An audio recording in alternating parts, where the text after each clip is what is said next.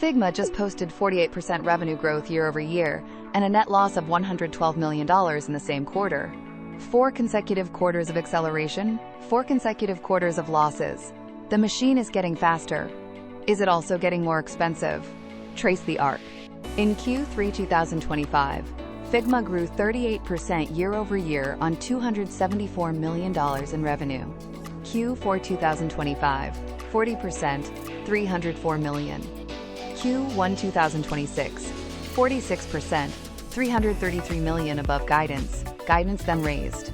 Q2 2026, 48%, $370 million. That is 4 straight quarters of acceleration. CEO Dylan Field called Q1 an incredible quarter, and CFO Praveer Melwani cited stronger than expected seat expansion across entire organizations. The story management tells is clean.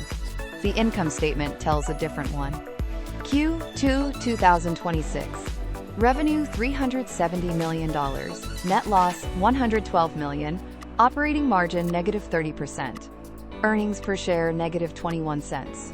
Q1 2026, earnings per share was -27 cents. Go back to Q3 2025, -$2.72 per share, though that figure likely reflects IPO-related charges. What management did signal clearly after Q1, full-year revenue and non-GAAP operating income guidance raised, driven by, quote, promising early traction on AI monetization. The net dollar retention rate as of Q4 2025 stood at 136%, meaning existing customers are spending meaningfully more each year. Here is the causal chain. Figma owns the design layer of the product development stack. As organizations embed more teams into that layer, seat counts expand. That is the 136% net dollar retention in action. Now layer AI on top. Figma Make, Figma Weave, and MCP give those same seats new capability, which creates a second monetization surface. More seats times higher revenue per seat equals the acceleration you see in the revenue line. The open question is whether the operating cost structure scales slower than that product surface. The bear case from the research is direct. AI product adoption could slow, and competitive pressure could intensify. But there is a subtler risk hiding in the filings. Figma's August 2026 10Q disclosed that insiders sold an aggregate of 12.5 million shares of Class A common stock. That is not a disqualifying signal, but it is a data point worth holding alongside management's raised guidance.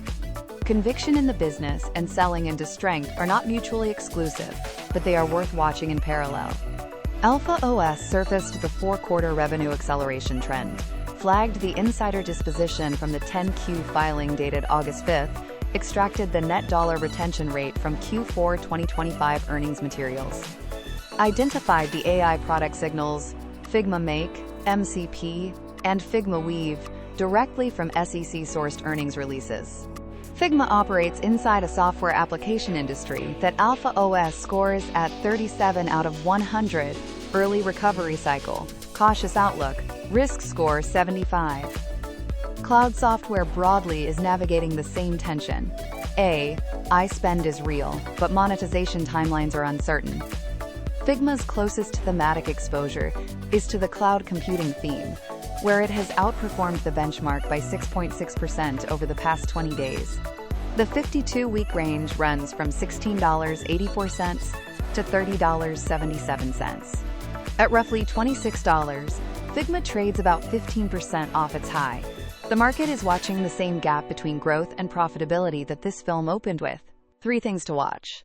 First, AI monetization velocity, Figma Make, MCP, and Weave need to show up as measurable revenue contribution, not just adoption language, in upcoming quarters.